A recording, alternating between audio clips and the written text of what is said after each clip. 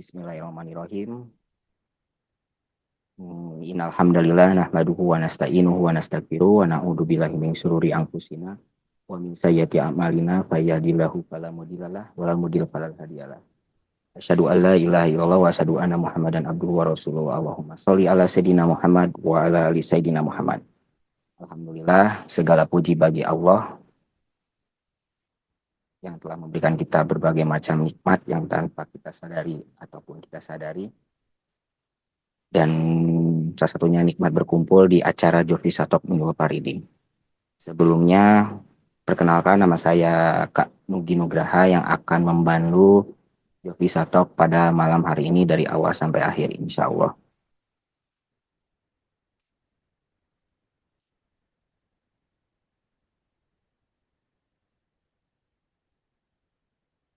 Sebelumnya, saya ingin nanya juga teman-teman dari kota mana aja yuk.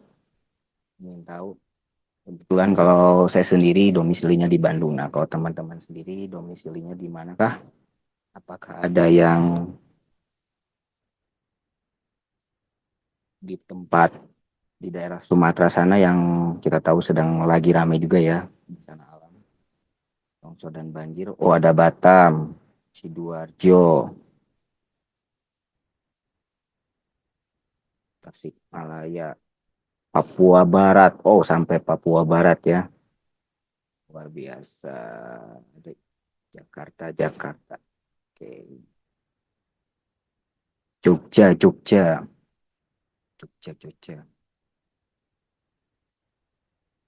Oke, untuk membuka acara ini tidak afdol atau kita mencari keberkahan di acara ini dengan membaca Al-Quran yang akan ditilawahkan oleh Kak Widya.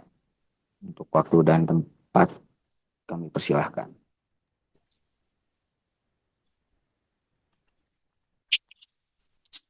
Bismillahirrahmanirrahim.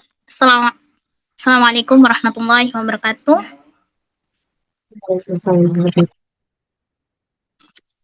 Baik teman-teman, hari ini saya bertugas untuk tilawah dan kita tadabbur bersama surat Al-Baqarah ayat 216. Bisa disimak bersama-sama. A'udzu billahi minasyaitonir rajim.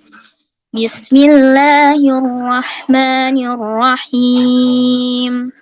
Kutiba alaikumul qitalu wa huwa kurhun lakum wa asa an takrahu syai'an wa huwa khairul lakum wa asa an tuhibbu syai'an wa huwa syarrul lakum wallahu ya'lamu wa antum la ta'lamun. Yang artinya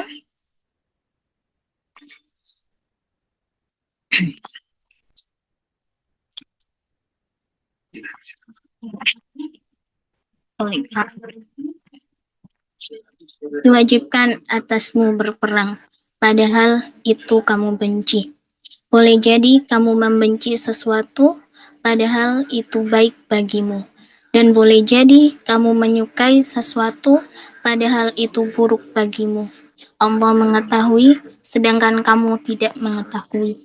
Shadaqallahul azim. Baik, saya kembalikan kepada Kak Aus dan terima kasih. Assalamualaikum warahmatullahi wabarakatuh.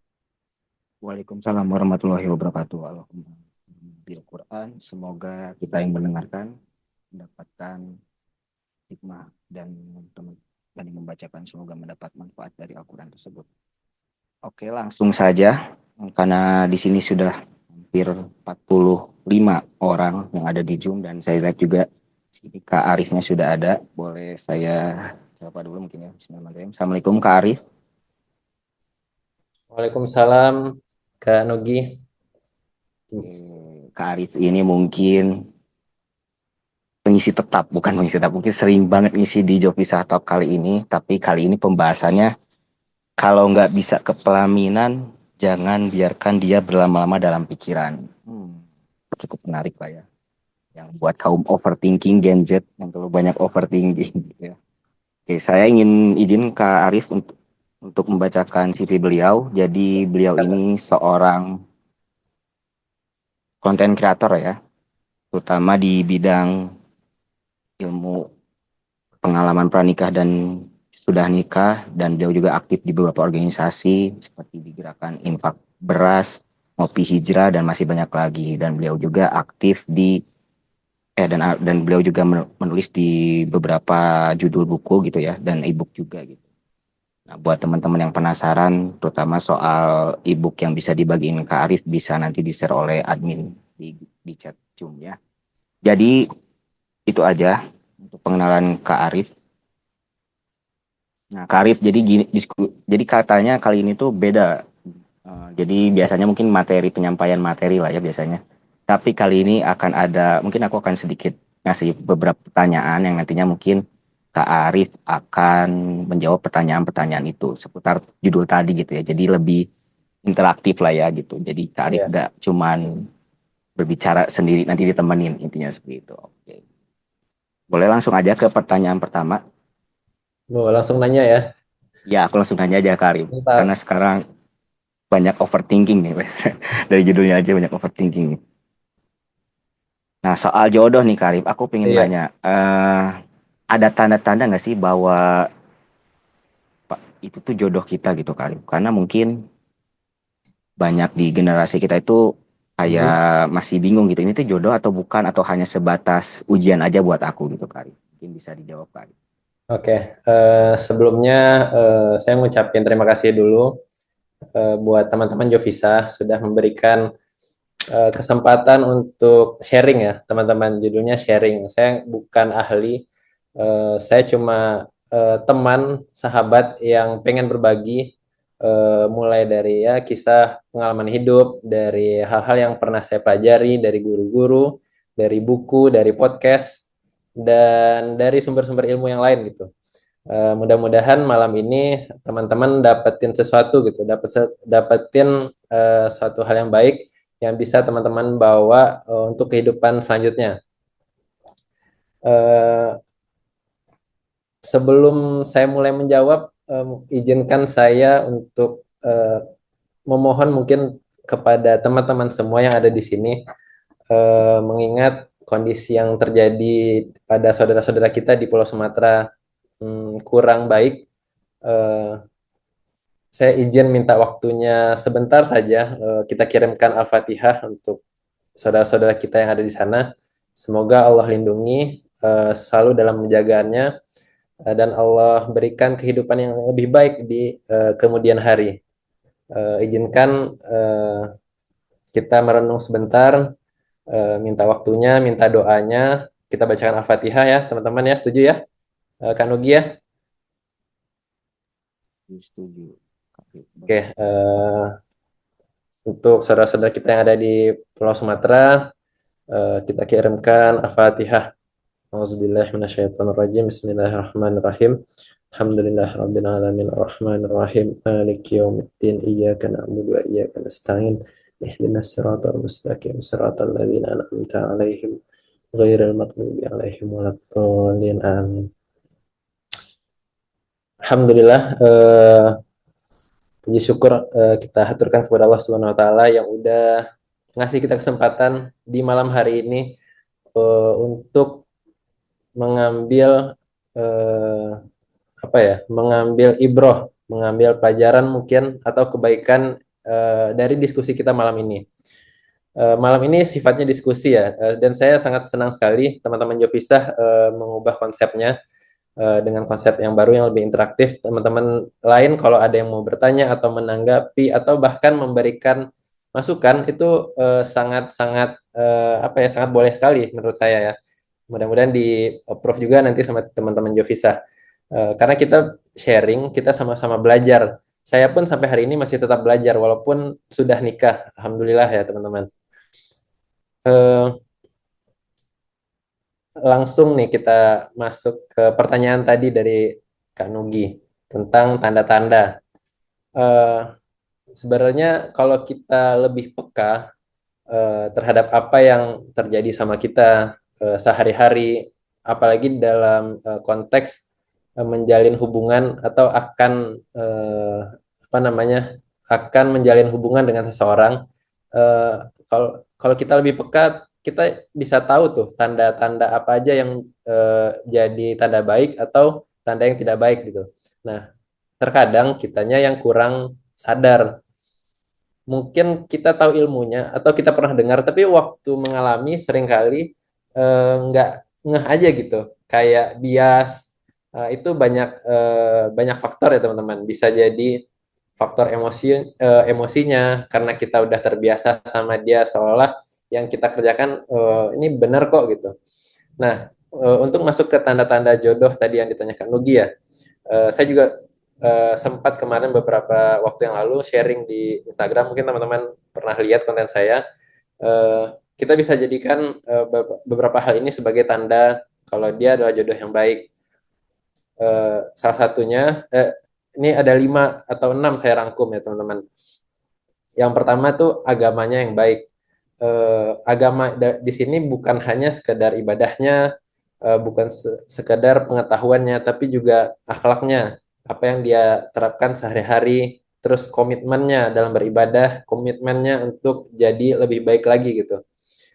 Dan yang kedua, ketika apa namanya, kita mencoba menjalin hubungan, itu dia tidak mengajak kepada hal-hal yang diharamkan, atau kita bisa sebutlah kayak pacaran gitu.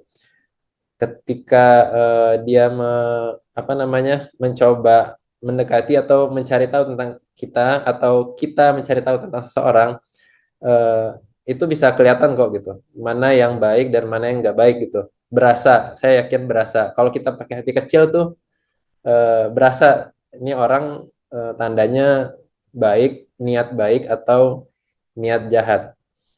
Nah, lalu yang ketiga, ada kecocokan visi ya teman-teman, visi pandangan hidup atau cara berpikir gitu. Jadi nggak cuma sekedar rasa suka. Ketika kita bertemu dengan seseorang, kita lihat tuh kira-kira cara berpikirnya cocok nggak sama kita, sesuai nggak. Kalau memang nggak, mungkin dia belum cocok sama kita. Bukan dia nggak baik ya, tapi nggak cocok sama kita gitu. Lalu yang keempat, eh, dalam berhubungan itu ada batasan-batasan teman-teman. Kalau seseorang tersebut dia bisa menjaga batasan itu, nggak melampauinya. Misalkan kita pengen tahu dengan seseorang, atau dia pengen tahu tentang kita, namun dia mengajak untuk hal-hal yang jauh dari batasan, maksudnya melewati batasan-batasan agama kayak gitu. Itu udah sebuah tanda sebenarnya. Dan jangan sampai teman-teman menganggap itu hal-hal yang wajar. Nah, batasan-batasan ini yang harus kita pahami. Lalu yang kelima, ada restu dari pihak keluarga. Dan ini sebenarnya 50-50 teman-teman. Bisa jadi restu itu kita dapatkan setelah kita berikhtiar lebih, bisa jadi langsung direstui oleh orang tua. Nah, satu hal yang pengen saya ingatkan ketika teman-teman terkendala soal restu orang tua, jangan dimentahkan, jangan langsung ditolak, atau jangan langsung apa namanya, menerima kalau itu tandanya nggak bukan jodoh saya, nggak gitu caranya gitu. Untuk menyampaikan niat baik ke orang tua itu juga ada caranya. Kita pendekatan dulu, kita coba yakinkan ini orang yang kita pilih udah sesuai dengan aturan-aturan Allah misalkan. Dan ketika ditolak pun eh, harusnya kita nggak terima mentah aja gitu. Tapi kita masih bisa mengusahakan. Jadi kalau memang teman-teman ada yang terkendala tentang restu orang tua, eh, harus harus bisa untuk berkompromi teman-teman. Dan itu memang nggak mudah, apalagi untuk orang tua yang punya sifat mungkin keras kepala ya. Jadi teman-teman harus banyak juga minta pertolongan sama Allah, lalu banyak apa ya, bisa mengambil hati orang tua juga gitu. Karena ini soal jodoh, memang kita punya pilihan untuk memilih berikhtiar lebih atau terima-terima aja kayak gitu. Nah, itu yang kelima. Dan yang terakhir, salah satu tanda dia jodoh kita dan dia itu jodoh yang baik adalah eh, nggak ada hal yang tidak ada hal syar'i yang menghalangi. Misalkan hal syar'i itu seperti oh ternyata dia saudara sepersusuan kita, atau dia eh, apa namanya, ada hal-hal yang terkait sama syariat lah teman-teman, sehingga menghalangi kita untuk berjodoh dengan dia seperti itu. Nah, dari segi psikologi juga kita bisa tahu kok ketika hati kita tenang atau hati kita apa ya, ragu, mungkin dari cara kita berhubungan, cara kita berkomunikasi. Kan ada tuh dia eh, berhubungan sama seseorang namun seperti tarik ulur gitu, nggak ada kejelasan. Nah, itu juga perlu harus disadari gitu. Jadi jangan memaksakan saya suka tapi saya tetap suka gitu, nggak jangan kayak gitu. Ada hal-hal yang harusnya kita sadari, ini lampu kuning nih teman-teman, ini satu hal pertanda kayak gitu.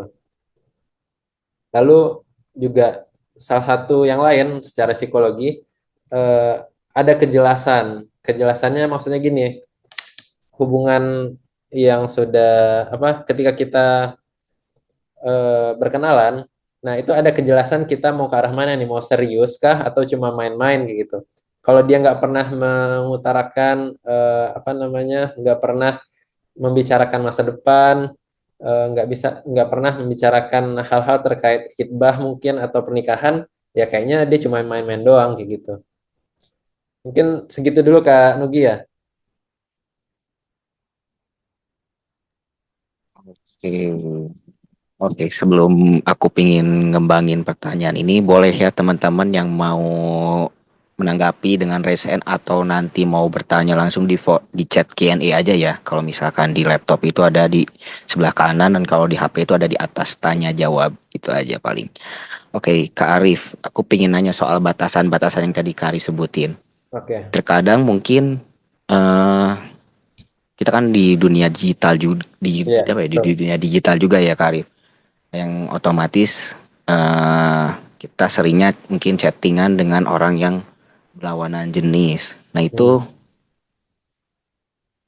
ada batasannya gitu. Maksudnya tuh kita khawatirnya justru kita di situ tuh malah terjadi apa ya? Ya terjadi ikhtilaf gitu, bercampur Iya, baur di situ. Dan seperti apa sih cara kita menjaga batasan-batasan itu terutama di dunia digital yang mungkin nantinya bisa DM atau WhatsApp gitu yang seperti itu kayak itu. Itu aja sih Kak baik, Arif. baik. Tentang batasan ya teman-teman.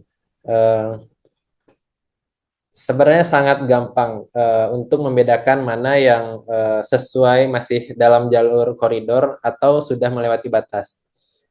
Kalau memang ada yang perlu dibicarakan dalam chat itu misalnya, ya obrolin aja seputar kerjaan, seputar kuliah, seputar memang hal-hal penting gitu. Tapi kalau udah mulai hal-hal yang nggak penting, kayak nanya makan, udah makan belum, itu kan hal-hal apa ya, eh, yang nggak jelas gitu. Apa urgensinya kita yang bukan siapa-siapa nanyain dia udah makan apa belum gitu. Bercanda-bercanda terus bermesraan di chattingan itu tuh udah kelewat batas. Eh, Kenapa harus sama dia gitu? Kalau kita mau butuh hiburan, butuh apa ya, butuh refreshing atau butuh ngobrol sama orang, kan ada teman yang sejenis gitu. Maksudnya ada teman laki-laki sama laki-laki gitu, atau eh, yang perempuan sama perempuan kayak gitu. Eh, ini memang sebenarnya agak abu-abu, tapi kalau ditanya ke hati kecil, teman-teman pasti tahu, yang saya kerjain ini nggak bener nih gitu. Udah lewat dari yang seharusnya nih gitu. Coba teman-teman tanyain lagi ke diri sendiri ketika sedang chatan sama lawan jenis, apakah memang itu benar-benar dibutuhkan atau sebenarnya nggak perlu-perlu amat gitu. Tapi karena kita ada rasa aja, jadi pengen pengen terus terhubung, pengen terus chattingan kayak gitu. Dan itu biasanya bermula dari curhat-curhatan tuh. Bener gak? Mungkin ada yang pernah ngerasain ya.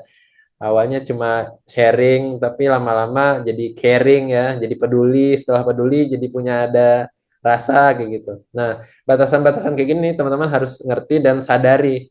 Kalau yang mulai dulu mungkin misalnya si lawan jenis teman kita atau siapapun itu, kita harus bisa ngebentengin diri gitu. Harus bisa ngebatasin kalau dirasa nggak penting-penting amat ya nggak usah ditanggepin gitu, atau sebisa mungkin di cut tapi dengan cara yang sopan gitu, atau ya dijawab seperlunya kah gitu, nggak perlu ditanggapi secara berlebihan. Dan ingat teman-teman nggak perlu takut dia tersinggung atau nggak enakan. Nah ini nih kadang-kadang ada kan tipe orang yang nggak enakan ya, kalau nggak dibalas takut dikira sombong, kalau nggak ditanggepin gimana takut dikira apa eh, takut dikira judes atau apalah gitu. Di sini kita ngebatasin diri untuk hal-hal yang memang Allah haruskan gitu. Kalau zaman dulu sebelum ada digital ya, ya orang jelas kalau ngobrol sama perempuan di tempat umum kayak gitu. Dan itu nggak bisa cuma berduaan, itu udah jelas nggak benar kan, kecuali memang ada kepentingan. Tapi kalau sekarang ini lewat digital, kita main HP sendiri di kamar dan dia mungkin di kamar kosannya atau di mana gitu, nggak ada yang tahu. Yang tahu cuma kita sendiri mungkin sama Allah gitu. Jadi kitanya sendiri harus bisa ngejaga, ngebatasin diri gitu. Kayak gitu sih kan Nugi.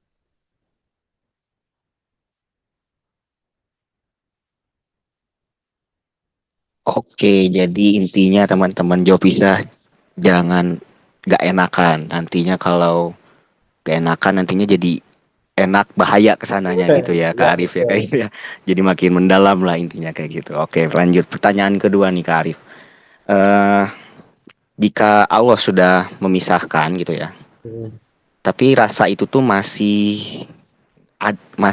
ngerasa ya itu tuh jodoh aku sebenarnya gitu. Nah, itu ngatasinya gimana gitu misalkan kayak gitu kali. Oke.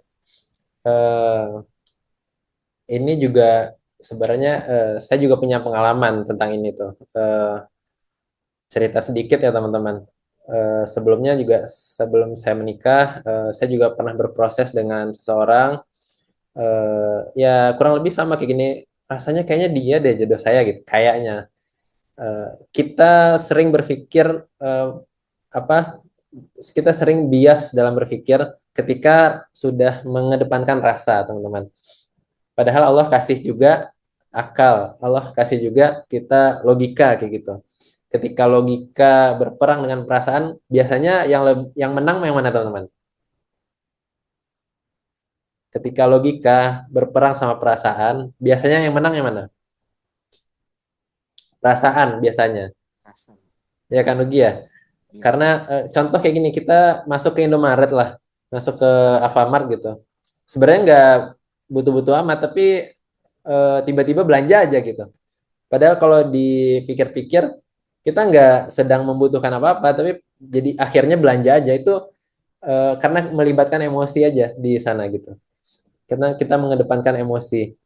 Nah, eh, kenapa kita masih ngerasa dia yang terbaik? Ya itu tadi keterikatan emosi kita tuh udah terlanjur besar.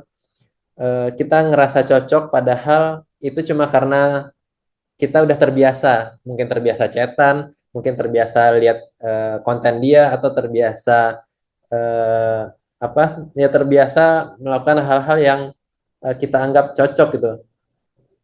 Padahal kalau dipikir secara logika bisa jadi ada hal-hal yang nggak sebenarnya nggak cocok sama kita gitu. Nah itu tuh bias sama perasaan. Nah yang kedua karena kita sering meromantisasi teman-teman. Kita cuma ingat hal-hal baiknya aja gitu. Kita ingat kalau mungkin mungkin kalau ada teman-teman yang sudah berpacaran gitu, ya kita cuma lihat dia baik banget, dia sering antar jemput kita mungkin, atau dia selalu ingetin kita sholat mungkin ya. Itu baik-baik yang kita ingat gitu. Tapi yang buruknya seringkali nggak keinget tuh pada saat kita ngerasa dia yang terbaik kayak gitu. Nah, yang ketiga itu karena ego. eh, Ego kita tuh pengen ngedapetin dia. Kita punya ego pengen menang gitu. Kita punya ego eh, ya pengen bersama dia aja gitu. Bukan pengen yang benar gitu.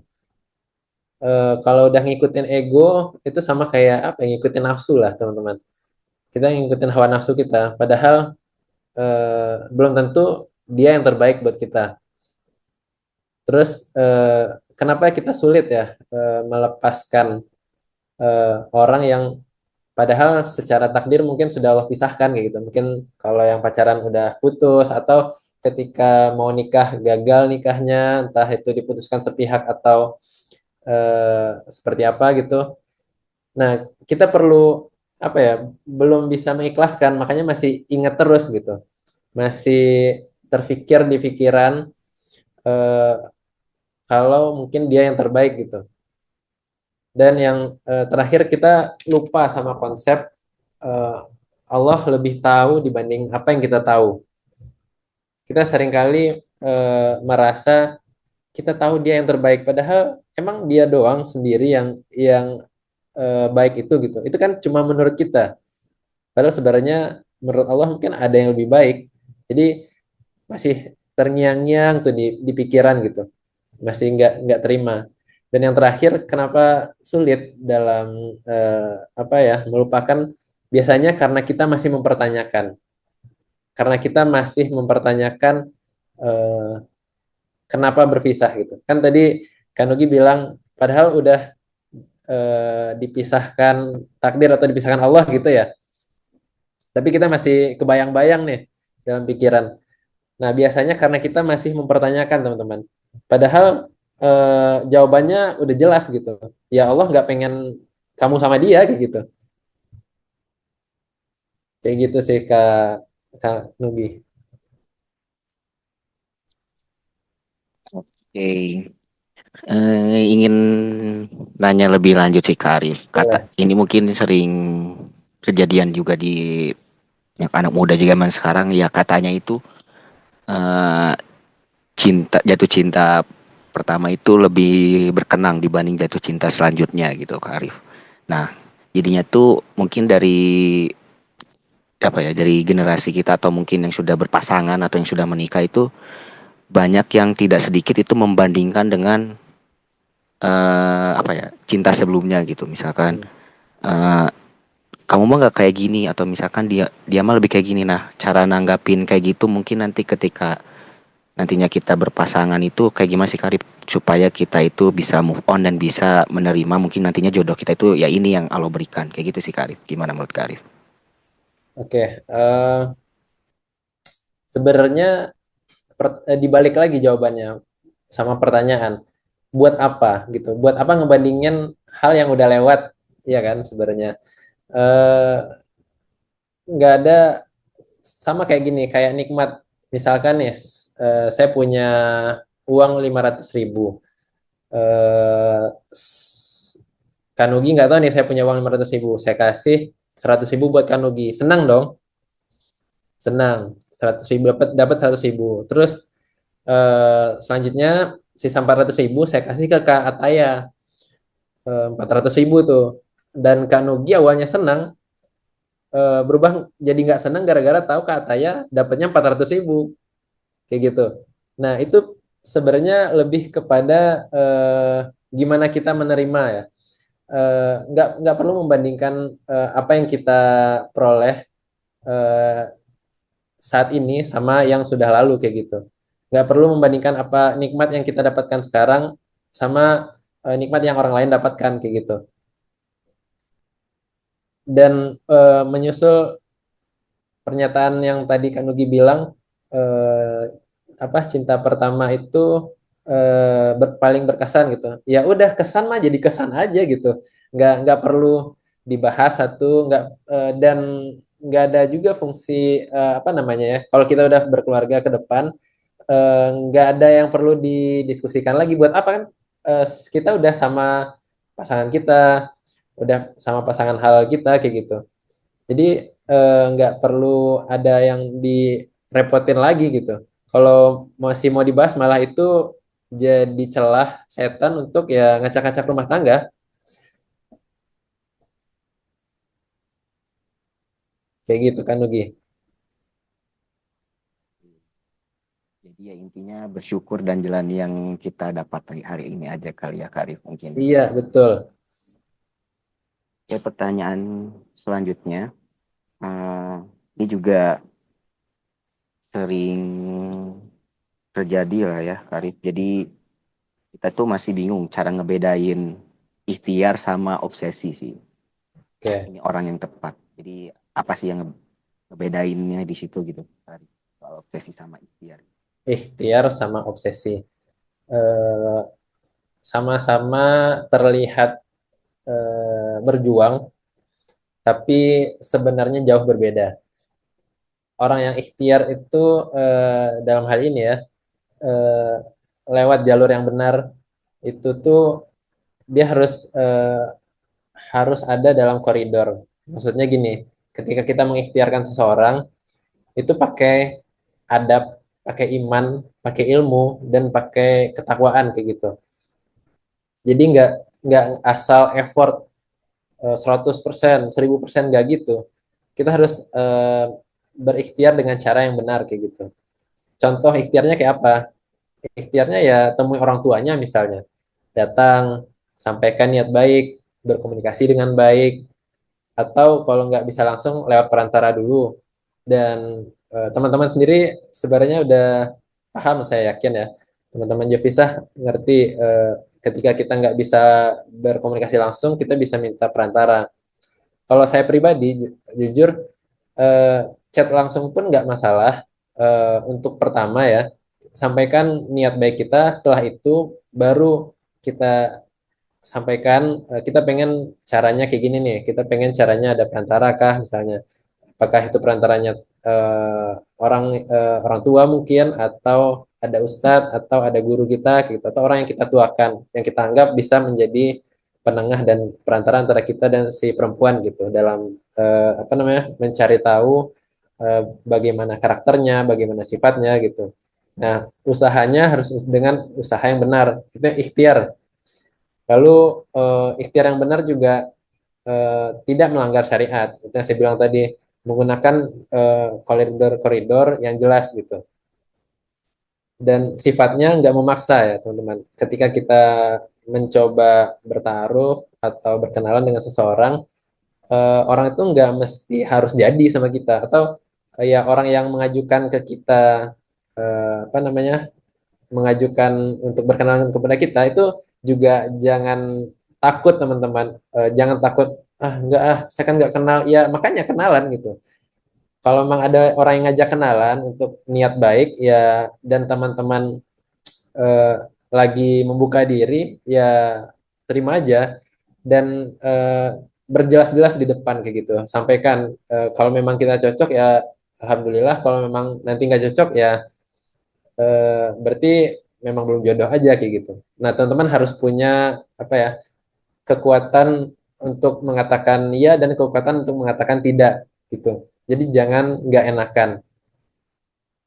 Dan yang terakhir ciri-ciri ikhtiar yang benar itu hatinya lapang teman-teman. Hatinya lapang, sorry, hatinya lapang ketika lanjut ataupun ketika nggak lanjut kayak gitu. Asal teman-teman tahu, taaruf yang sukses itu sebenarnya bukan nggak selalu harus berujung pada pernikahan, tapi taaruf yang sukses itu ya mengenali siapa calon kita sebenarnya dengan data yang sebenarnya, baik itu jadi pernikahan ujungnya ataupun nggak jadi gitu. Jadi definisi taaruf yang benar, yang sukses itu kayak gitu. Kalau misalnya ujungnya nggak jadi nggak lanjut ke pernikahan ya nggak apa-apa tapi taarufnya berhasil oh mungkin setelah ngobrol setelah diskusi oh memang gaya pikirnya mungkin nggak cocok atau cara apa sifatnya atau karakternya nggak cocok ya nggak apa-apa kayak gitu. Nah Sekarang kita coba masuk ke obsesi.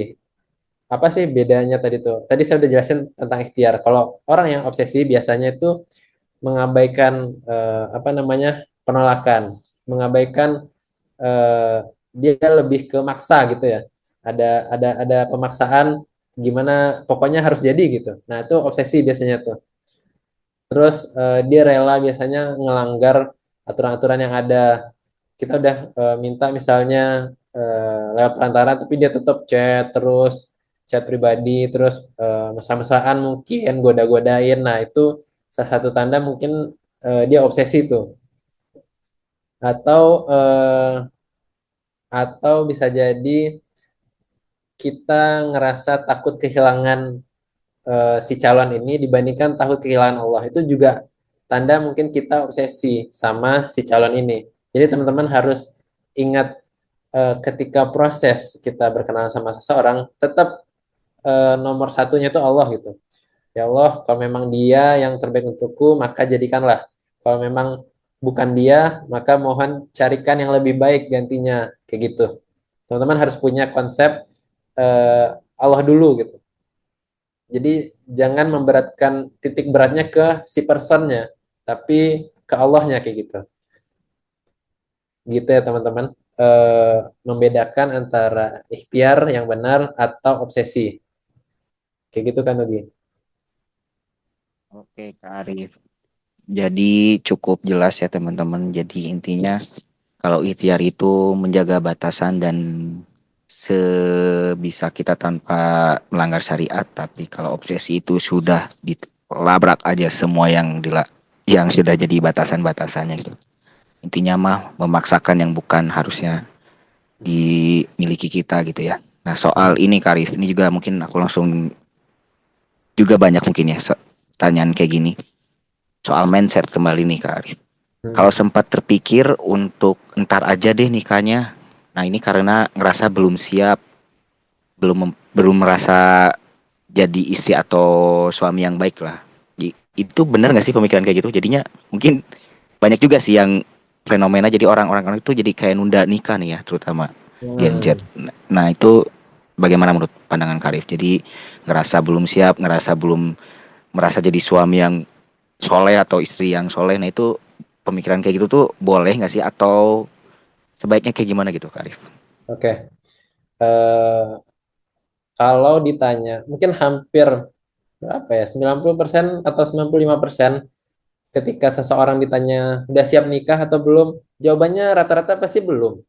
Tapi dia akan tetap nikah kayak gitu. Kita nggak pernah eh, tahu sesiap apa kita untuk menikah. Karena kita belum pernah mengalaminya. Semua yang belum nikah ya belum punya pengalaman pernikahan begitu. Mungkin ada ketakutan, ada kekhawatiran, ya itu wajar. Tapi kita bisa ukur kok gitu, teman-teman. Ini tuh terukur.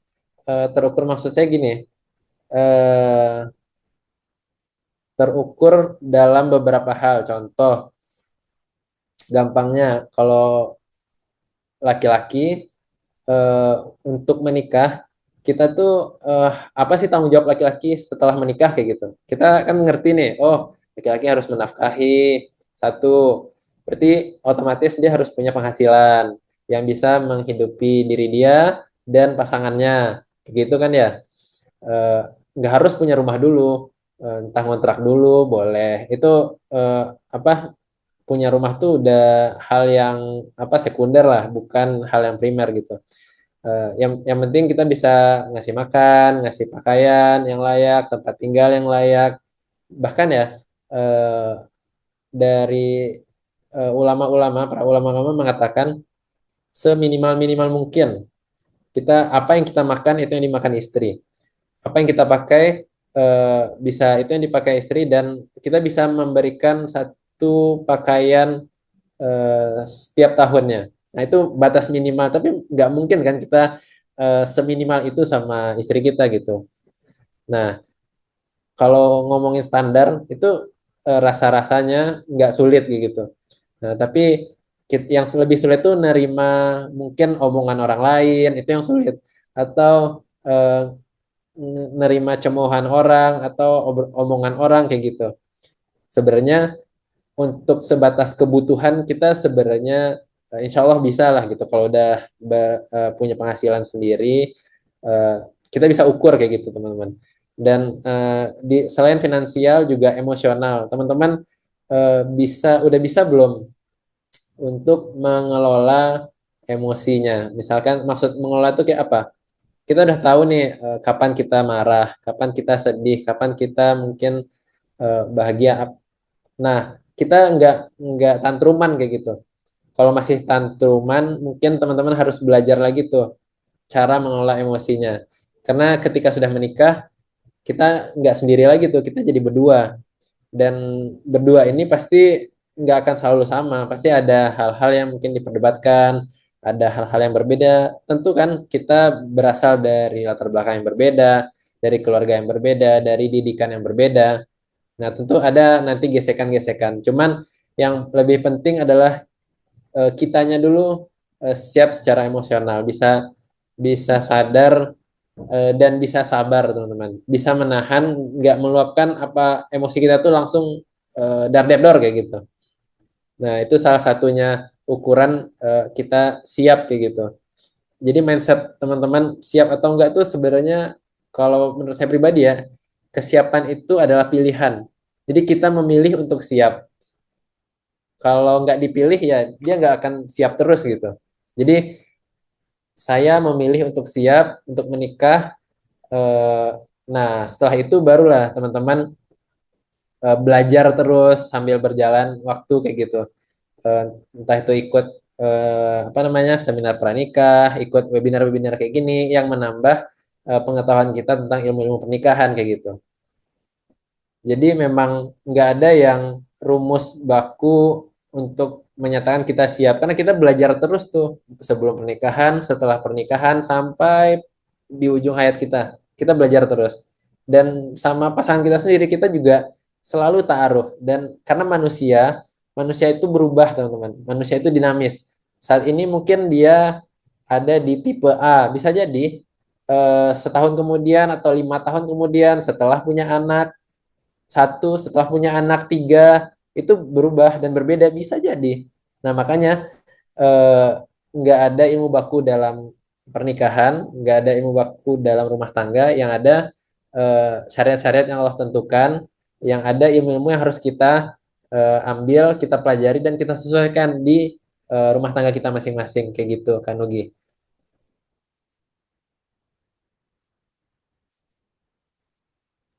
Oke, suka kata-kata Karif yang kesiapan itu pilihan. Jadi pilihlah untuk siap menikah ya teman-teman semua.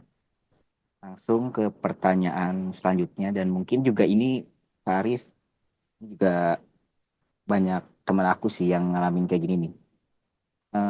Jadi istilahnya bagaimana cara menanamkan mindset bahwa penolakan atau kegagalan menikah adalah cara Allah melindungi, bukan menghalangi.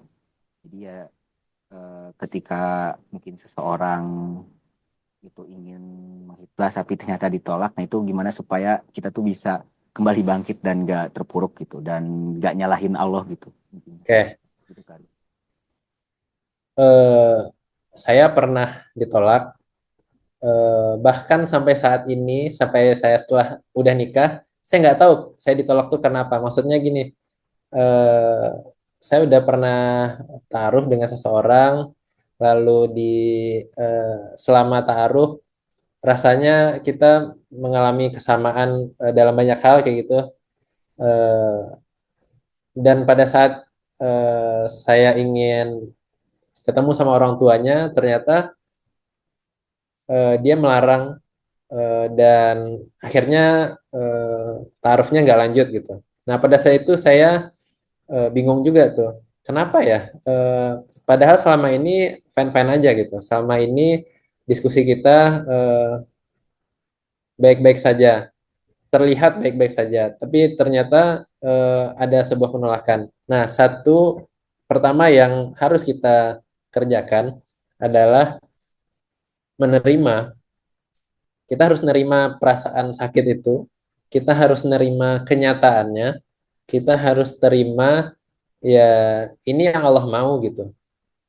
teman-teman paham kan apa yang sudah terjadi, apa yang sudah Allah takdirkan, itu ialah yang terbaik buat kita. Mungkin pada saat kejadian sulit kita menerima, tapi seiring berjalannya waktu, eh, itu harus selalu kita ulang-ulang di kepala kita. Harus selalu kita belajar untuk meyakinkan diri kita sendiri kalau ini yang terbaik menurut Allah gitu. Eh, ini apa ya?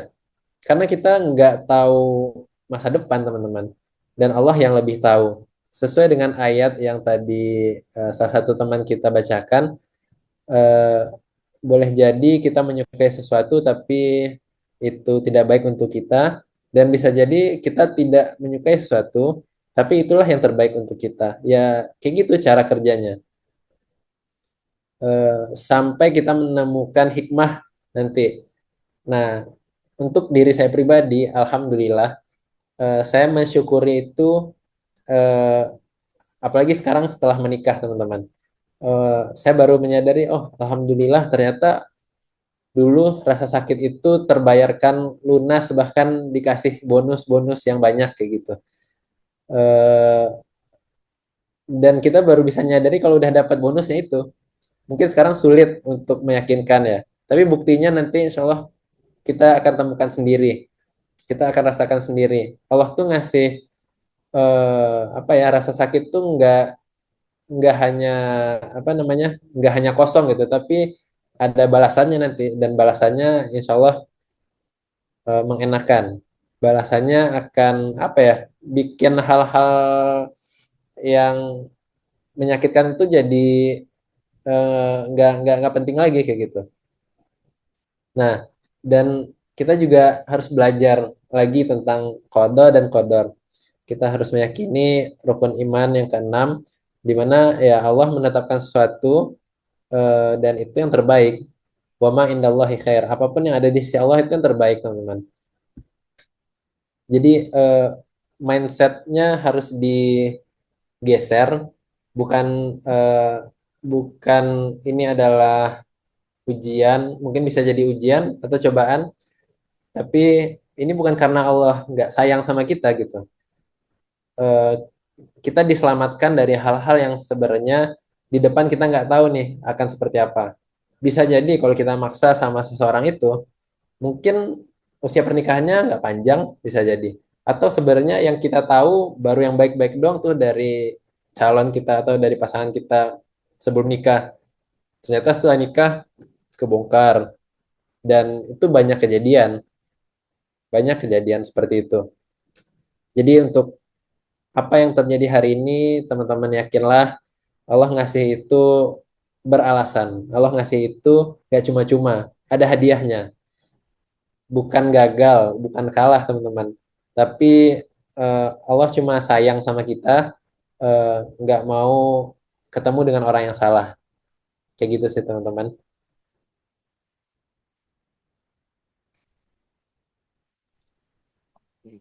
Jadi buat teman-teman yang mungkin pernah mengalami penolakan, terus setelah berjuang dan bukan akhir dari segalanya ya, itu sudah pasti takdir dari Allah juga. Nah, sekaligus ini aku nanya, ada pertanyaan Karib. Nah, Hmm, sambil aja lah ya kita yang di presentasi sama yang di chat. boleh.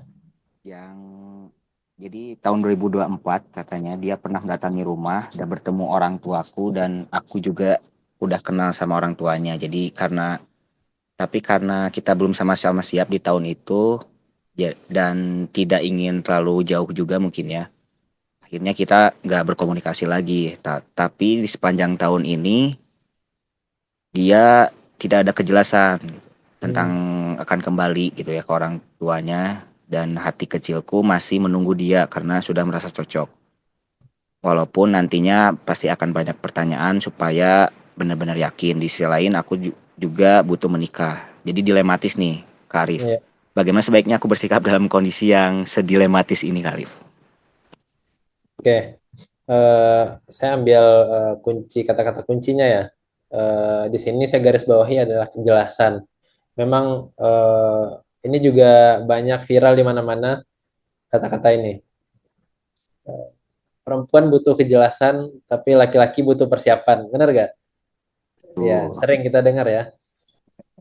Kalau memang perempuannya nggak sabar, atau dalam artian memang pengen segera menikah, eh, ya tanya sama orangnya, sampaikan gimana nih kejelasannya, mau tetap lanjut menikah atau tidak gitu. Kalau memang eh, jawaban dari laki-lakinya tidak, maka kita bisa beralih ke orang lain yang mungkin sudah siap kayak gitu. Nah, jadi harus ada kejelasan. Kalau nggak jelas ya diperjelas gitu, dimintai keterangannya dari si laki-laki. Tapi kalau dia ngerasa cocok, nah ingat satu lagi, jangan terlalu mengedepankan rasa, teman-teman. Karena seringkali rasa itu eh, bikin kita bias, bikin kita nggak bersih, nggak jernih dalam berpikir kayak gitu. Jadi harus jelas apa faktanya, dia siap atau tidak menikah, atau kalau memang perempuannya mau bersabar menunggu, ya itu silahkan aja, boleh boleh juga. Tapi kan kita nggak tahu si laki-laki beneran mau sama kita atau enggak gitu. Bisa jadi dia jawabannya nggak jelas itu karena ada perempuan lain misalkan, atau ada calon lain yang dia juga sedang incar kayak gitu. Makanya di sini perlu ada transparansi, perlu ada kejelasan informasi. Tanyakan saja kepada pihak laki-lakinya. Kalau memang laki-lakinya bersedia untuk segera, ya yuk kita laksanakan pernikahan seperti itu. Kalau memang belum dan perempuannya nggak siap untuk menunggu, ya siapa juga yang mau nunggu sebenarnya tanpa kejelasan ya. Nah, jadi kalau nggak mau nunggu ya udah singkirkan rasa-rasa cocok tadi. Dan kita ingat nggak cuma satu orang yang cocok mungkin sama kita gitu. Nggak cuma dia satu-satunya kok. Manusia ini banyak. Apalagi se-Indonesia ya. Indonesia aja punya ratusan juta penduduknya yang masih jomblo mungkin. Jadi teman-teman, nggak usah terlalu maksa, nggak usah terlalu maksain idealisme kita gitu. Yang penting sesuai syariat dia udah masuk kategori mungkin. Nah, tinggal gimana nego-nego kita aja. Nego dalam artian nego ke diri kita sendiri ya gitu. Dan kejelasan tadi, mintai penjelasan tentang kesiapan si cowoknya kayak gitu. Oke, Karif. Kata kuncinya jangan menunggu tanpa kejelasan. Jadi harus jelas dulu. Mungkin nanti Iya, bisa menunggu gitu ya, Karif. Oke, betul. lanjut. Pertanyaan yang aku baca di Q&A lagi. Mau tanya pandangan Karif mengenai lamaran. Udah Oke. proses lamaran, namun di dalam pernikahan gagal. Qadarullah gagal dalam untuk ada pernikahan. Solusi terbaiknya gimana, Karif? Jadi udah lamaran gagal di nikah gitu mungkin ya. Oke, berarti dia belum nikah ya, belum sampai ke tahap nikah. Ya, Ya, ya, nggak masalah. Itu bukan hal yang tabu, bukan hal yang perlu apa ya, bukan aib juga, bukan aib juga. Memang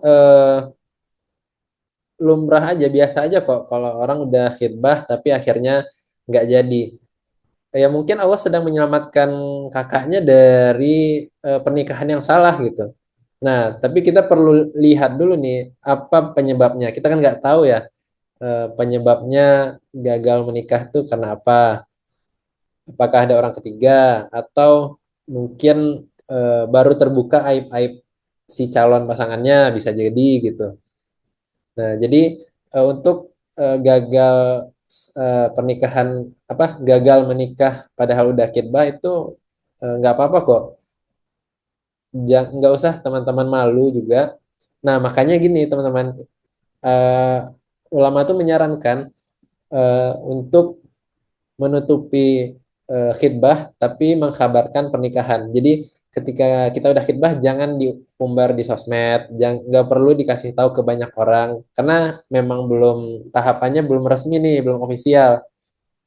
Jadi supaya menghindari hal-hal kayak tadi tuh, misalkan nggak jadi, ya mungkin teman-teman apa ya, ngerasa malu udah pernah nge-share. Nah, itu hikmahnya teman-teman. Lebih ke pandangan terbaiknya adalah bersyukur. Mungkin menurut Allah dia bukan yang terbaik nih kalau jadi pasangan kita nanti setelah menikah kayak gitu. Allah mungkin sedang menyelamatkan kita dari orang yang salah. Ya, jadi tadi ya kata Karif, bukan sebuah hal yang patut disesalkan ya ketika lamaran gagal ke jenjang pernikahan. Nah, lanjut ke poin terakhir di presentasi ya, Karif. Ya, Jadi indikator seseorang benar-benar sudah sembuh secara mental mungkin ya, dan mungkin fisik juga gitu ya, dan untuk siap membuka hati untuk orang yang baru itu seperti apa Kak Karif indikatornya? oke. Eh, Cara apa ya? Tanda-tanda mungkin kita bisa lihat di diri kita. Kira-kira kita ini udah sembuh gak sih gitu?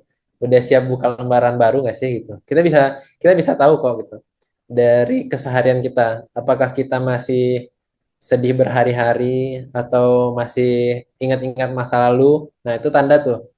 Kalau kita udah nggak memikirkan hal-hal yang lalu, ya tandanya kita udah siap. Kalau kita masih ada perasaan pengen balikan, terus masih ada perasaan ngebandingin semua orang sama dia gitu, eh, itu tandanya belum siap tuh kalau kayak gitu. Atau misalnya kita punya ekspektasi apa ya, ekspektasi yang realistis tentang pasangan. Ekspektasi itu eh, bayangan atau harapan ya teman-teman. Ketika teman-teman terlalu banyak mengkonsumsi apa konten-konten yang kayak TikTok kayak gitu, biasanya ekspektasi kita tuh nambah tuh biasanya. Atau drama Korea gitu. Biasanya tuh ekspektasinya nambah. Padahal sebenarnya dari pasangan tuh kita tahu sendiri pasangan kita nggak bakal sempurna. Nggak ada pasangan yang sempurna. Pasti dia punya lebih, pasti dia punya kurang kayak gitu. Nah, tinggal kita udah bisa belum manage ekspektasi itu. Lalu kita juga bisa lihat apakah kita eh, terlalu tergesa-gesa dalam nyari pengganti atau memang kita nggak buru-buru gitu. Kalau kita rasanya masih tergesa-gesa, nah mungkin sebenarnya cool down dulu, tenangkan diri dulu, liburan dulu mungkin kemana jalan gitu. Lebih banyak berkontemplasi ke diri sendiri. Bahkan saya sering menyampaikan sama teman-teman di medsos ya, di konten-konten saya, sebelum kita benar-benar kenal siapa calon kita, coba kenali diri kita dulu gitu. Kenali kita ini siapa, kita ini diciptakan untuk apa, tujuan hidup kita untuk apa, kelebihan kita apa yang pengen kita capai ke depan, kayak gitu. Lebih penting mengenal diri kita dulu sebelum kenal calon pasangan kita. Lalu juga tanda yang selanjutnya, eh, kalau kita udah siap untuk buka lembaran baru tuh kita nggak takut kesepian teman-teman. Itu menandakan mental kita udah siap tuh. Karena di pernikahan sendiri nggak selamanya pasangan kita ada di samping kita, bener nggak?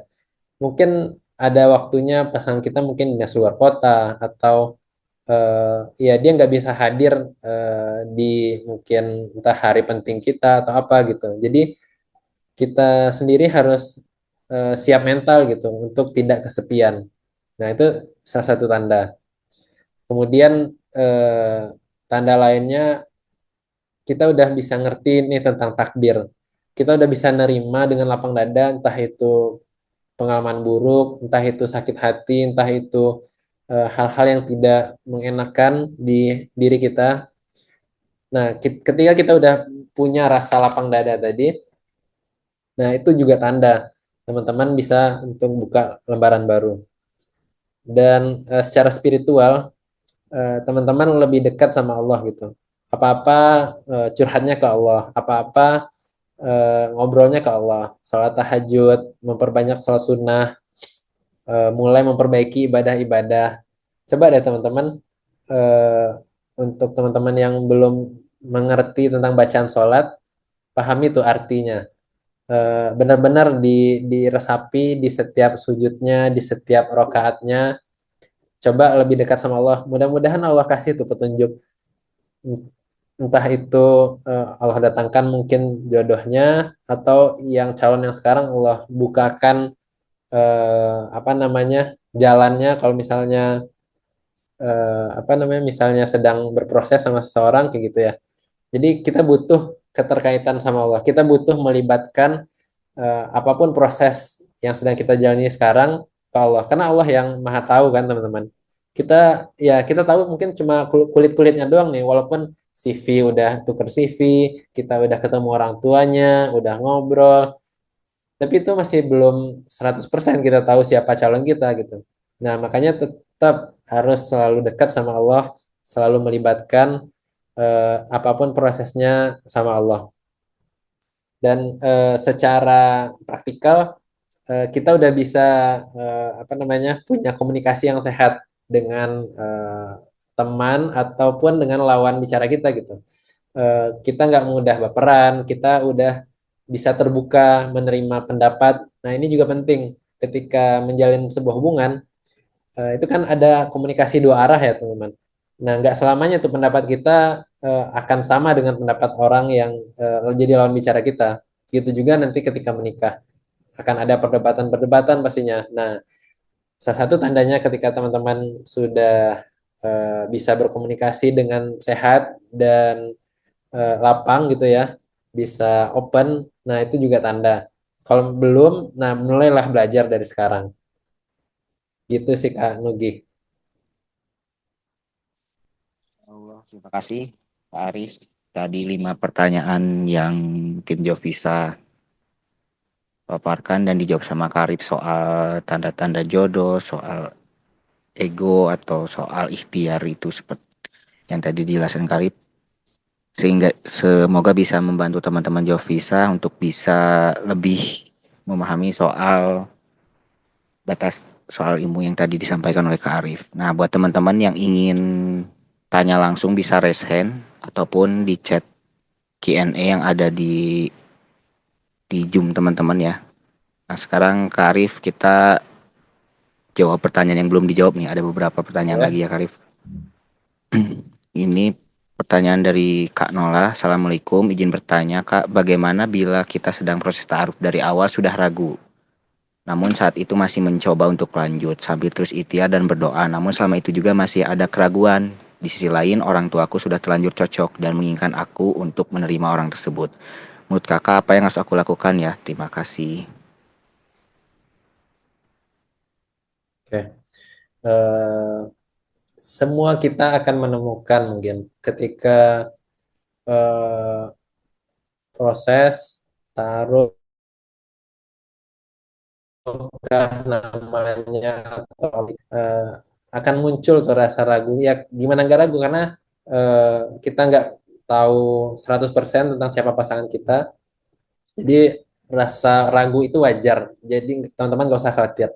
Yang perlu teman-teman kerjakan ketika ragu, tanya sama yang paling tahu. Tanya sama Allah. Ya caranya gimana? Istikharah.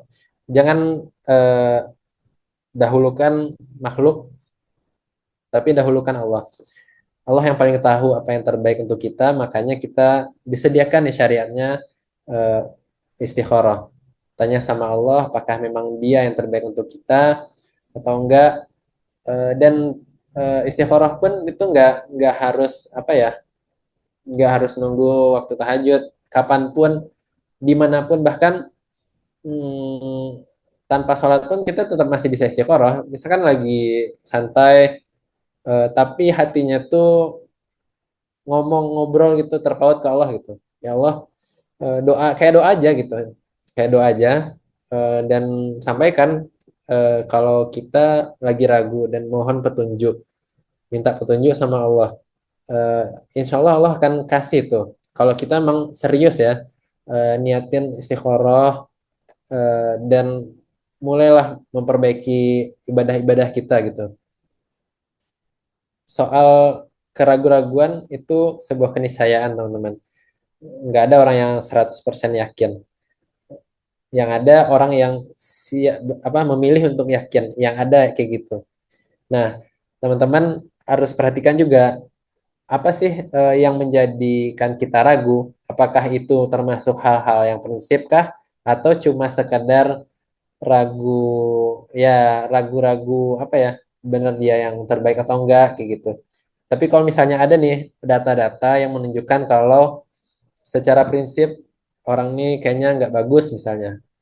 Teman-teman lihat pergaulan dia dengan teman-temannya mungkin, lalu muncul keraguan, khawatir, oh kayaknya dia kurang baik nih gitu. Atau sholatnya mungkin masih bolong-bolong, atau apapun itu yang mengenai hal-hal yang syariat yang teman-teman ragukan. Kalau hal ini adalah hal prinsip, nah itu boleh mungkin teman-teman butuh waktu atau eh, memikirkan untuk yang kedua kalinya kayak gitu. Tapi bagi saya kalau misalnya tidak ada hal prinsip yang dilanggar, tidak ada hal syar'i yang bisa membatalkan teman-teman untuk melanjutkan ke pernikahan, maka lanjut aja. Kalau itu masih koridornya masih baik gitu ya. Kayak gitu sih kan Nugi.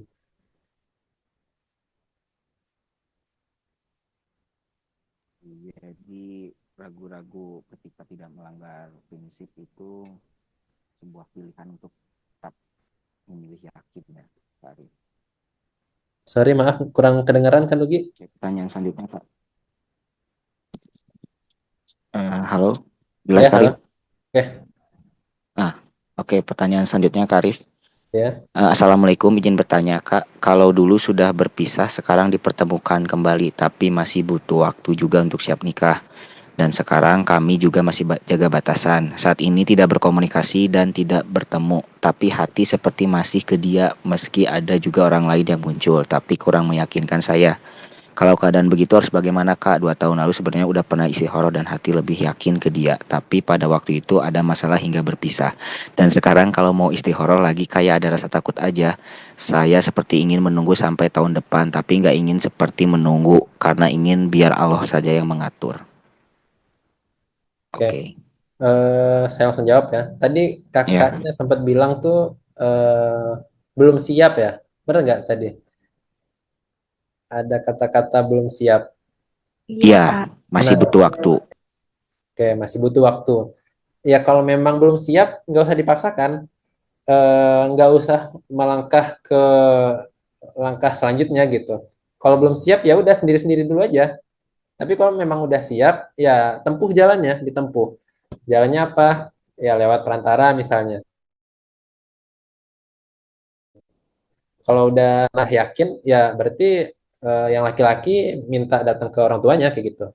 Nggak, kadang-kadang gini teman-teman, justru kalau ketika kita udah yakin terus istikharah membuat kita menjadi ragu, itu yang bahaya tuh.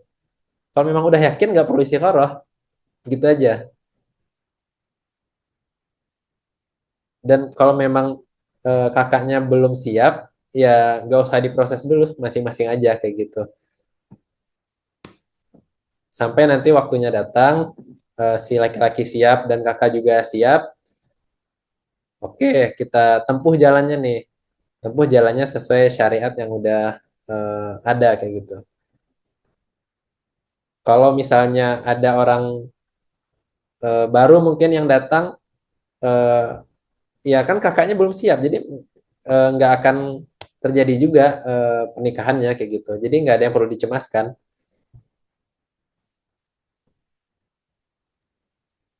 Oke, Kak Naili ya, semoga menjawab ya. Jadi kalau belum siap jangan dipaksakan. Selanjutnya Kak Arif dari Ya, Kak Roayani. Assalamualaikum Kak Arif, izin bertanya, izin menanyakan jika ada seorang laki-laki yang awalnya menawarkan niat serius dan katanya sudah mengagumi kita. dalam diam sudah bertahun-tahun. Statusnya Ya. sekarang sudah menikah baru 1 tahunan, tetapi setelah pernikahan berlangsung ternyata laki-laki itu bilangnya berkali-kali belum siap menjadi suami. Dan ada prinsip yang bertentangan dengan saya pribadi terkait child free. Bagaimana sikap kita sebagai istri? Terima kasih. Hmm, saya belum nangkep ya. Ini maksudnya dia udah nikah atau eh,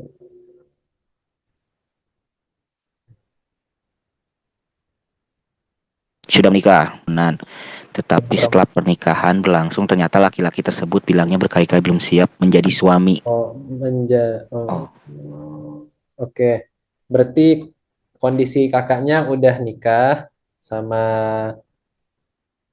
laki-laki, lalu tap- tap- eh, tapi tiba-tiba belum siap menjadi suami dan ada prinsip yang soal child free itu, Kak Arif. oke. Bagaimana Jadi sikap? ketahuannya belakangan ya, Ya, ya belakangan. Oke. Eh, jadi ini perlu komunikasi menurut saya.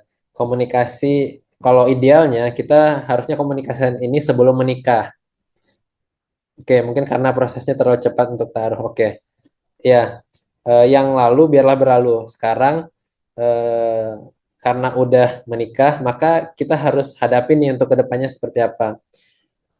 Eh, Menurut saya, eh, ketika ada hal yang tidak sesuai dengan apa yang kita mau, kita memang nggak bisa mentah-mentah, maksudnya eh, mengatakan dia salah atau menyalahkan gitu ya. Tapi kita perlu lihat juga mungkin latar belakang dia, apa yang menyebabkan dia punya prinsip seperti itu.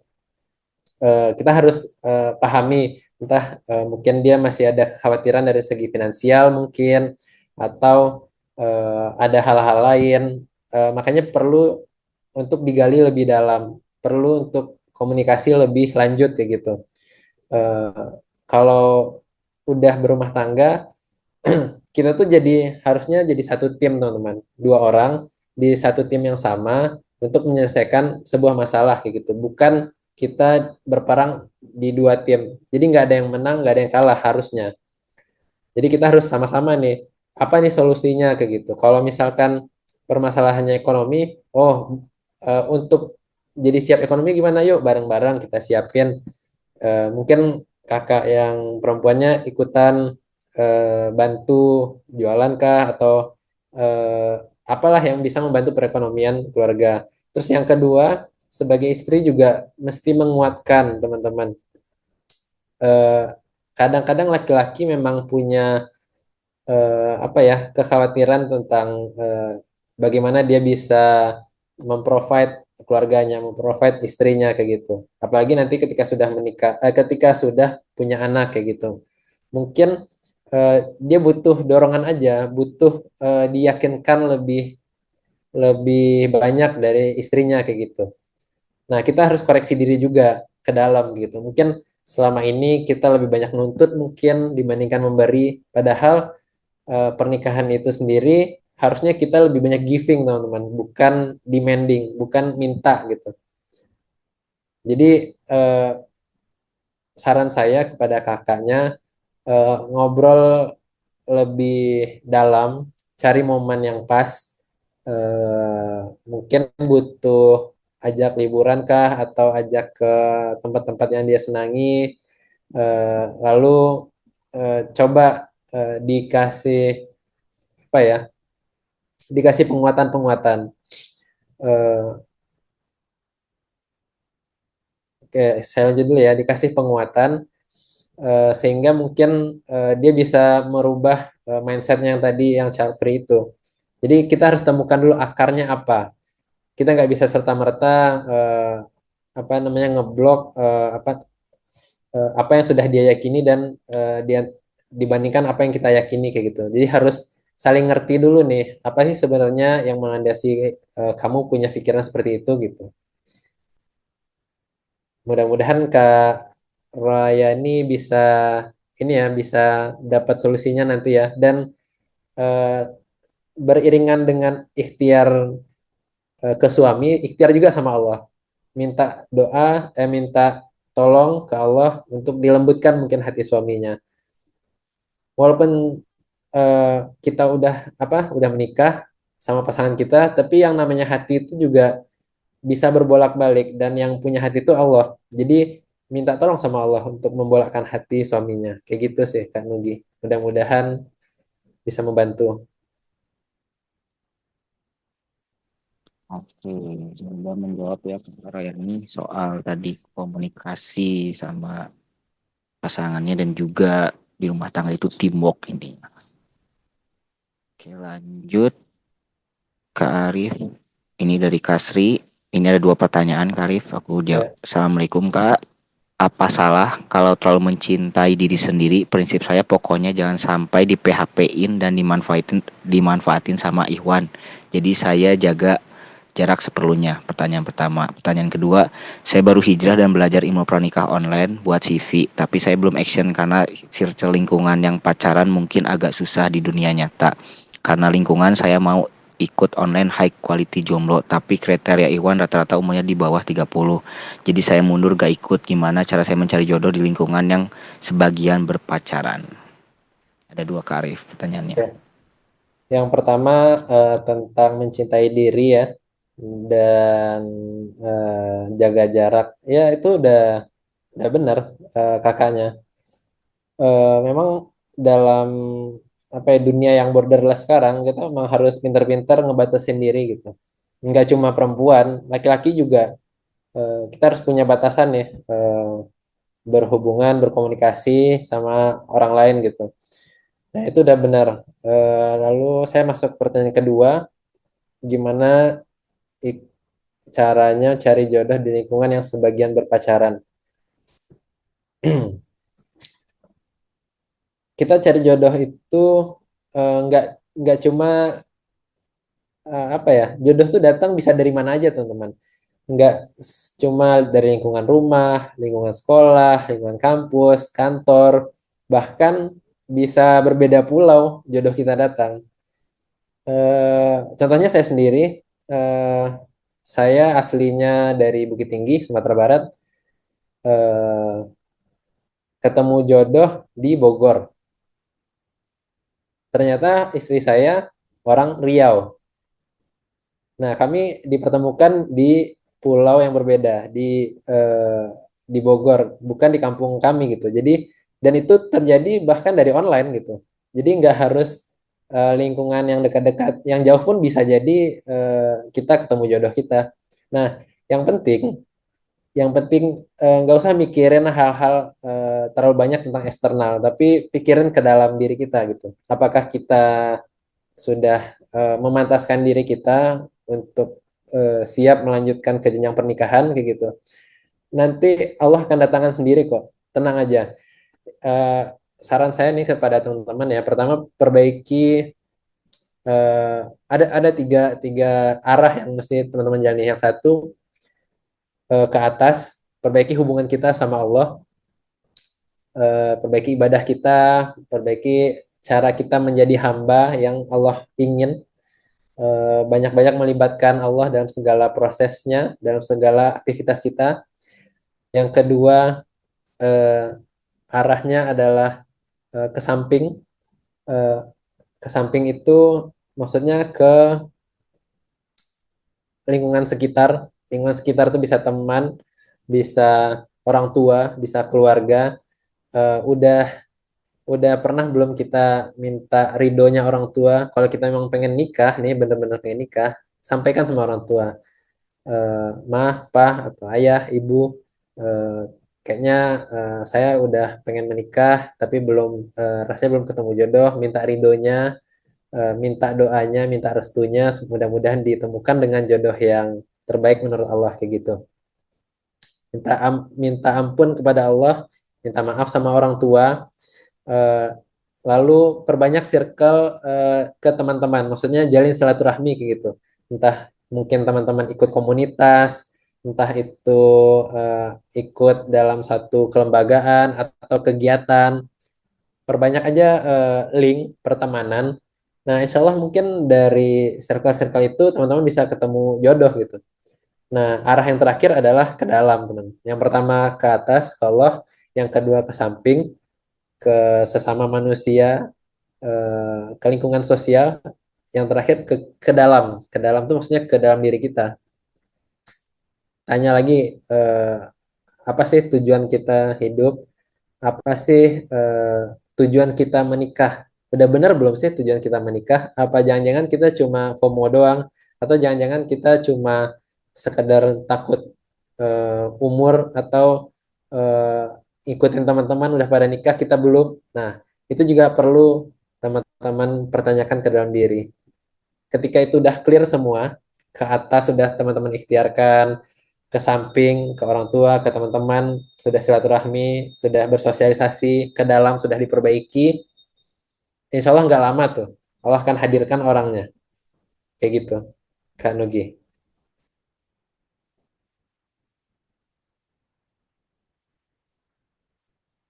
Oke, semoga terjawab ya Kak. Karip, lanjut pertanyaannya dari Kak Halimah. Izin bertanya, sedikit cerita dulu. Saya pernah deket sama cowok yang emang masih kuliah sama pesantren. Nah, dia tuh udah bilangnya jauh banget gitu.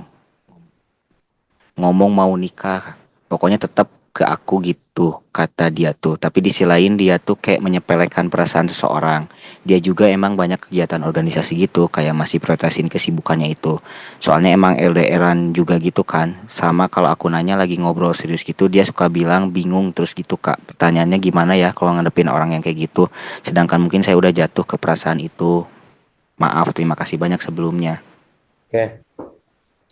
Laki-laki yang labil mungkin ya Kak Arif.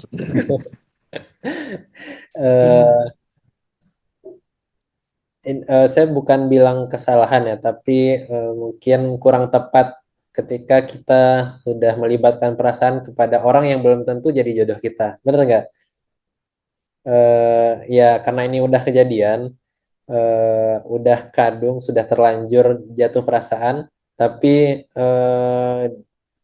laki-lakinya kayak mempermainkan perasaan kayak gitu. Ya udah, berarti dari cara awal aja udah eh, nggak nggak benar nih gitu. Dari awal aja udah ada apa ya namanya interaksi yang mungkin nggak patut secara syariat ya. Kalau memang dia niat serius, dia benar, dia pasti akan apa namanya ngunjungin orang tua si kakaknya mungkin untuk menyatakan kalau niatnya serius untuk menikah kayak gitu. Tapi kalau cuma sekadar ya dia serius, tapi cuma omongan doang, jangan ditanggepin lebih yang kayak gitu. Banyak budaya apa buaya-buaya berkopiah tuh banyak tuh. Hati-hati, hati-hati ya teman-teman. Jangan termakan omongan. Kalau dia benar-benar laki-laki, dia akan datang. Minimal dia minta nomor telepon ayahnya gitu. Kalau memang berani, sampaikan. Kayak gitu aja sih kalau dari saya.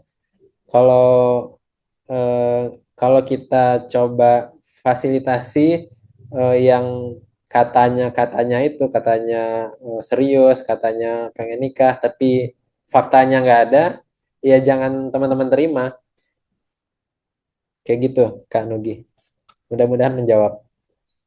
Kemudian menjawab ya Kak Halimah. Selanjutnya, eh, Kak izin tanya jawaban kakak di pertanyaan sebelumnya tadi. Kenapa kalau udah yakin gak usah istihoroh ya Kak? Bukannya kadang manusia itu suka labil ya dibulak-balikin hati sama Allah. Pertanyaan kedua, apakah masih diperlukan istihoroh sampai Hamin satu akad? Lalu bagaimana cara tahu bedain antara ini jawaban dari Allah dengan ujian mau pernikahan? Karena pernah dengar kalau mau nikah ada 40 setan. Itu benar nggak ya? Oke, Ada 40 setan katanya Kak. ya tentang istikharah ya. Eh, saya mengatakan tadi kalau udah yakin nggak usah istikharah, kan istikharah itu fungsinya untuk memberikan apa ya dorongan keyakinan kita dalam memilih. Itu itu satu hal. Yang kedua bisa jadi kita punya dua pilihan atau lebih, sehingga kita milih nih antara beberapa pilihan, milih satu orang. Nah, kalau udah ada satu orang, yang lain kan udah difilter tuh, udah yakin satu orang, ya udah selesai istikharahnya gitu.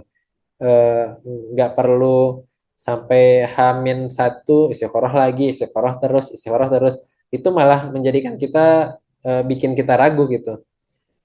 Kalau kita udah dapet tanda-tandanya, eh, udah rasa-rasanya nih secara prinsip kita cocok, secara mungkin dari kriteria, kan kita punya kriteria ya, dan kriteria kita masing-masing beda-beda tuh. Ada yang kriterianya, cowoknya harus punya penghasilan segini gitu, atau ada yang punya ya udah yang penting, eh, berapapun penghasilannya, kita hidup bareng-bareng, berjuang bareng. Yang penting dia punya, pengetahuan agama yang baik, praktek agamanya baik, akhlaknya baik, udah jalan gitu. Jadi memang nggak ada yang 100% kita akan yakin. Itu saya ingatkan sekali lagi, keyakinan itu adalah pilihan. Kakak memilih untuk yakin, itu sama dengan kakak, siap untuk menanggung resiko ke depan ketika, apa yang kakak yakini itu, ternyata beda gitu. Nah, makanya kita perlu cross check satu-satu. Kita perlu, tahu jelas latar belakang calon kita siapa. Kita harus juga punya checklist nih, konsistensi antara yang dia katakan dengan praktek yang dia kerjakan kayak gitu. Ngerti nggak maksudnya? Misalnya, dia mengatakan di CV, ibadahnya terjaga, misalnya, terus, apa namanya, punya hubungan baik dengan orang tua. Nah, di real life kita bisa konfirmasi nggak itu? Nah, kalau teman-teman bisa konfirmasi itu, caranya macam-macam, bisa dari keluarganya, nanya temannya, atau nanya siapa gitu. Itu bisa bisa kita minimalisir lah intinya, untuk, dari data-data yang kita dapetin tadi itu menambah keyakinan kita. Nah, makanya, saya bilang tadi, memang nggak ada keyakinan 100%, tapi kita memilih untuk yakin. Ketika kita udah memilih, maka yang ada, kita harus siap menerima konsekuensi ke depan kayak gitu. Nah, tentang, ujian pernikahan, ya itu, eh, saya nggak tahu riwayatnya ada 40 setan, 50 setan, atau berapa jumlahnya nggak tahu, tapi memang, eh, logika aja ya, ketika kita mau melangsungkan suatu hal kebaikan, kan menikah itu baik. Eh, Tentu ada aja halangannya, ada ujiannya, ada godaan-godaannya ada. Entah itu mungkin mantan yang mulai ngechat lagi, entah itu, eh, teman-teman yang dulunya nggak pernah datang terus datang ke kita, yang pernah kita sukai apalagi, ya kan? Itu mungkin, akan terjadi. Tinggal kitanya aja ngerespon seperti apa. Jadi terserah apapun yang, datang, apapun, godaan-godaan atau cobaan itu yang datang. Nah, kitanya sendiri harus, kuat. Kalau kita udah komitmen, dalam pernikahan nih, udah khidbah, setelah itu, sudah merencanakan untuk pernikahan, ya udah pakai kacamata kuda, fokus ke satu aja gitu. Kayak gitu Kak Nugi. Mudah-mudahan menjawab. Makasih Kari. Ini masih ada 2 pertanyaan Kari. Mau Boleh? dilanjut aja nggak masalah Kari?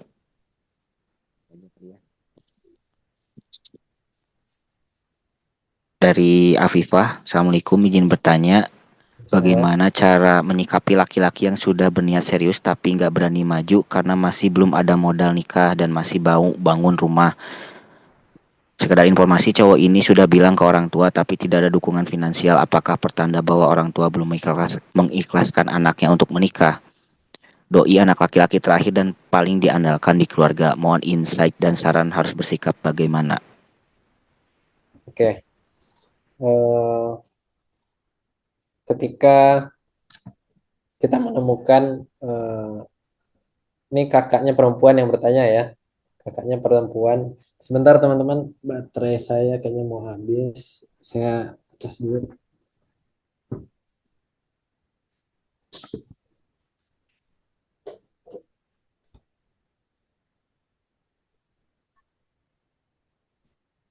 Oke, sorry. Tadi kakaknya cerita, pasangannya masih terkendala finansial ya, gitu tadi ya. Eh, Iya, Oke, masih kurang lebih terkendala seperti itu. finansial. Lalu orang tua, gimana tanggapan orang tuanya tadi? Saya,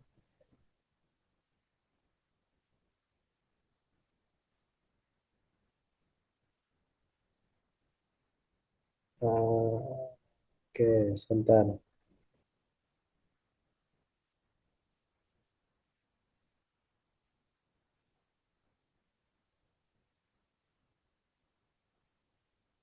Oke, intinya eh, masih ada kendala finansial dan eh, ini juga harus apa ya, dari perempuannya, dari kakaknya eh, harus bisa, kalau memang masih mau ya, masih mau bersama, harus berjuang bersama kan, harus bisa ngeyakinin laki-lakinya untuk maju.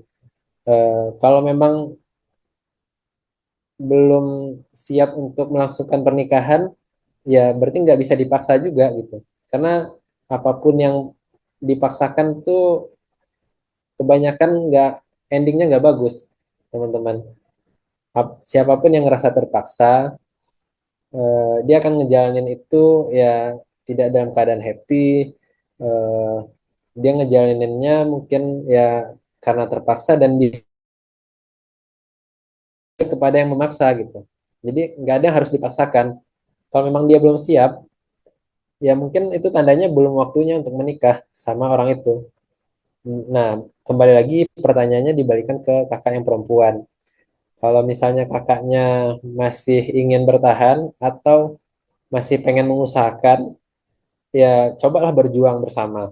Entah itu, maksud saya berjuang bersama ini bukan ini ya, dalam artian pacaran, tapi gini, ketika butuh finansial yang lebih, ya dia juga mungkin kerja, entah usaha, cari uang untuk melayakkan dirinya gitu, untuk menempatkan dia apa namanya, layak untuk lanjut ke jenjang pernikahan.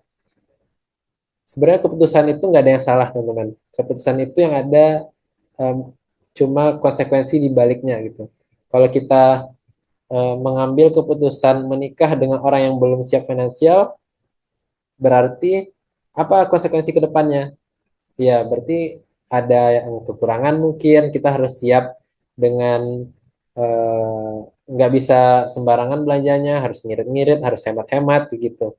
Nah, dan juga komunikasi ke orang tua harus eh, pintar-pintar, dalam artian gini, kalau orang tua bilang enggak, jangan ditelan mentah-mentah enggak gitu.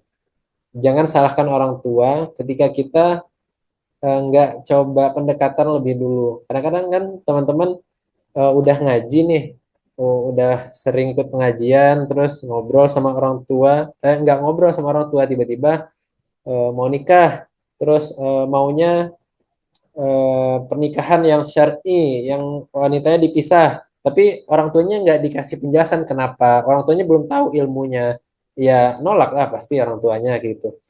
Kita punya tanggung jawab sendiri loh untuk ngasih tahu orang tua dengan cara yang baik gitu. Kita jangan sampai kita menyalahkan orang tua, yang mana mungkin orang tua kita belum belajar, belum ngerti. Nah, jadi harus pelan-pelan tuh bangun kedekatan sama orang tua dulu, kasih pemahaman kepada orang tua kalau oh si laki-laki ini kan masih merintis misalnya, atau laki-laki ini punya tanggungan keluarga yang banyak. Mungkin orang tua kita mampu, ya alhamdulillah, syukur alhamdulillah kalau bisa dibantu tuh. Kalau kita bisa meyakinkan orang tua kita. Jadi eh, nggak ada orang yang berjodoh kalau nggak dua-duanya saling mengusahakan dan saling menerima. Itu teman-teman. Jodoh itu adalah dua orang yang saling menerima dan saling mengusahakan. Kayak gitu kira-kira. Oke, semoga menjawab ya. Sebelumnya, mohon maaf buat teman-teman yang ingin bertanya ataupun Q&A, karena keterbatasan waktu juga. Mungkin nanti bisa tanya langsung aja, mungkin ya Kak Arif, ke Kak Arif Boleh? lewat Instagram. Nanti mungkin Kak Arif akan jawab ya. Jadi mungkin mohon maaf teman-teman karena keterbatasan waktu juga kita cukup akhiri sesi diskusi untuk kali ini. Nah teman-teman, sebelum nanti Kak Arif akan membacakan closing statement, boleh kita aktifkan kamera dengan gaya terbaik dengan wajah terbaiknya untuk kenang-kenangan di sesi Jovisa Talk pada pekan hari ini. Boleh ya teman-teman untuk aktifin kamera sebelum nanti sesi closing statement oleh Karib akan disampaikan. Boleh teman-teman nyalain kameranya yuk. Oke, udah nunggu berapa lama nih Kak?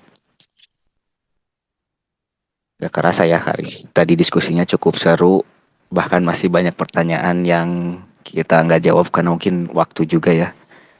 Bisa sampai jam berapa nih kalau misalkan kita terus diskusi soal perjodohan ini yang begitu semakin kompleks ya Karib. Oke, udah aja mungkin ya Kak Ataya, kita foto bersama. Boleh senyum terbaiknya ke kamera. Kita foto bersama. 1, 2, 3. Oke, gaya bebas. 1, 2, 3. Terakhir biar 1, 2, 3. Oke, terima kasih teman-teman yang sudah mengaktifkan kameranya dan teman-teman yang sudah menyimak dari awal sampai akhir sesi diskusi ini.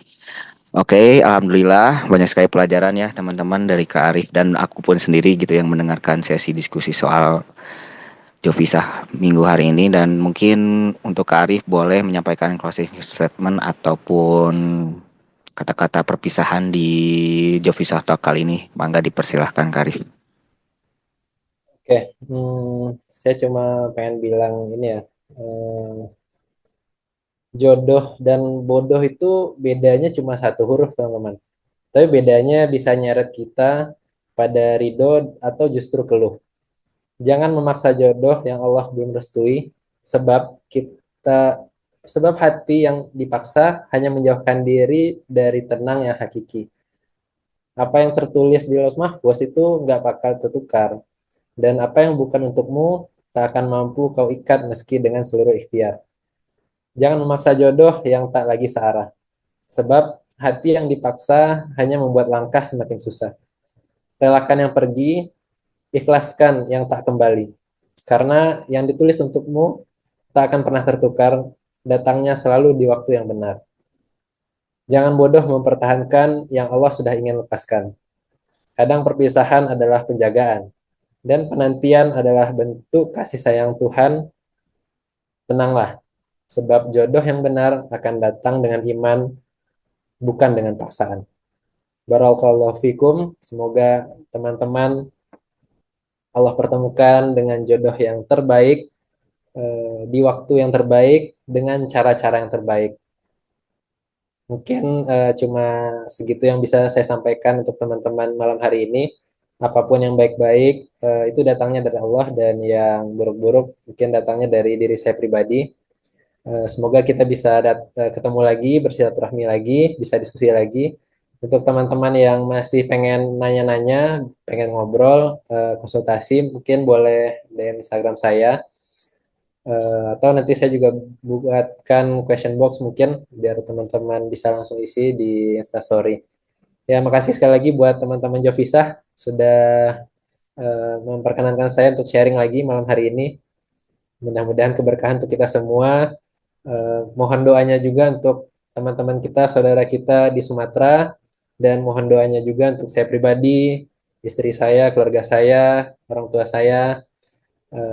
Semoga kita semua dalam lindungan dan kasih sayang Allah.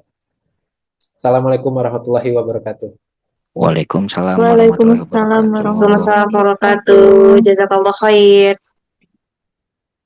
Oke, alhamdulillah kita sampai di penghujung Jovisah Talk malam ini. Sebelum ditutup, teman-teman Jovisah bisa isi survei yang di-share oleh Kak Ataya ya.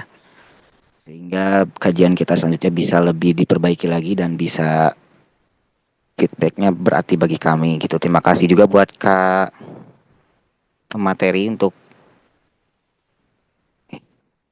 udah materi untuk hari ini Jovisa Talknya luar biasa, dan teman-teman juga yang telah membersamai dari awal sampai akhir. Buat teman-teman boleh share ilmu yang tadi disampaikan oleh Kak Arif lewat IG-nya beliau, dan juga jangan lupa tag Jovisa ID biar makin banyak ilmu yang bermanfaat. Kami mohon maaf apabila ada kekurangan, dan sampai jumpa di Jovisa Talk sebelumnya. Selanjutnya saya Nugi Nugraha izin pamit. Wassalamualaikum. Izin pamit. Kita sebelum tutup kita kafaratul majelis dulu ya. Subhanakallahumma bihamdika asyhadu an la ilaha illa anta astaghfiruka wa atubu ilaik. Saya tutup. Assalamualaikum warahmatullahi wabarakatuh.